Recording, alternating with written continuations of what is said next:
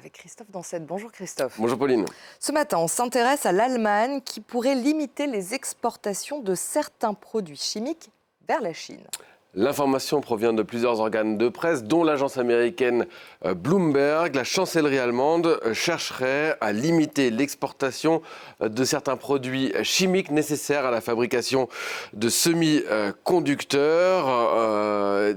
Exportation en direction de la Chine, une interdiction, une limitation qui pourrait toucher des géants de la chimie allemands comme Merck ou BASF. BASF, premier groupe chimique mondial qui, ces dernières années, avait pourtant fait de la Chine l'une de ses priorités et dont le PDG, pas plus tard que hier, lors de l'Assemblée générale des actionnaires, a dit qu'il comptait bien poursuivre dans cette direction.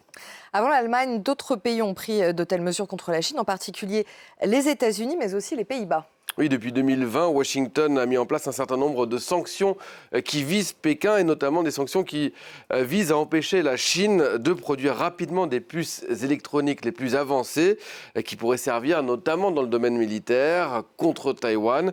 Récemment, le Japon et surtout les Pays-Bas ont emboîté le pas après que la Chine a encore accentué ses menaces sur Pékin. Et donc on a vu au mois de mars le fleuron néerlandais qui produit des machines qui visent à fabriquer des semi-conducteurs les plus sophistiqués, interdire les exportations vers Pékin, des sanctions qui portent leurs fruits puisque selon des analystes, la Chine n'est pas capable pour le moment de fabriquer les puces électroniques les plus sophistiquées et les plus petites. La mesure allemande, si elle devait prendre effet, compliquerait encore un peu plus la donne pour Pékin. Et cette mesure pourrait avoir des conséquences sur la relation entre Pékin et Berlin.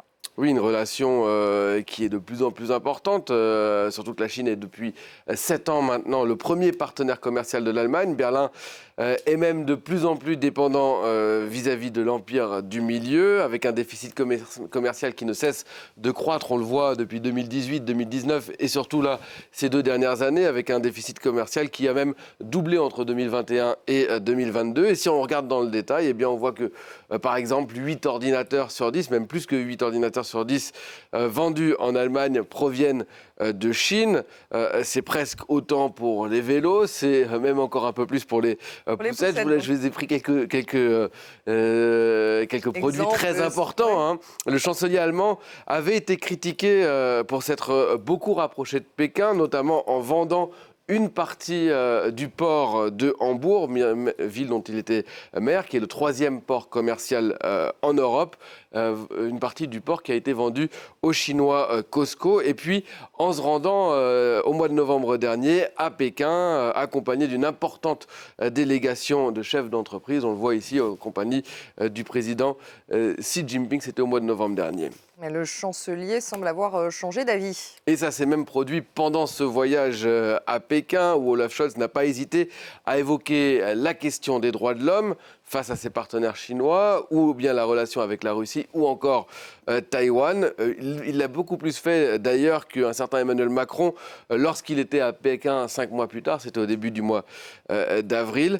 En réalité, la posture du gouvernement de coalition tricolore allemand a changé, alors que jusqu'à présent, la devise en allemand, c'était Wandel durch Handel, qui signifie que le changement serait provoqué par le développement du commerce. Sociodémocrates, libéraux et verts parlent désormais de rivalité systématique en cherchant à se libérer un peu, même beaucoup, de la dépendance vis-à-vis de Pékin. Cela n'empêche pas Berlin et Pékin de continuer à entretenir d'importantes relations commerciales. Et d'ailleurs, le ministre de l'économie allemand et vice-chancelier, Robert Habeck, est actuellement à Pékin. Il a rencontré ce matin le ministre chinois du commerce, avec qui il a discuté des relations commerciales entre les 2 pays. Alors, ce ne sont pas ces images parce qu'on ne les a pas.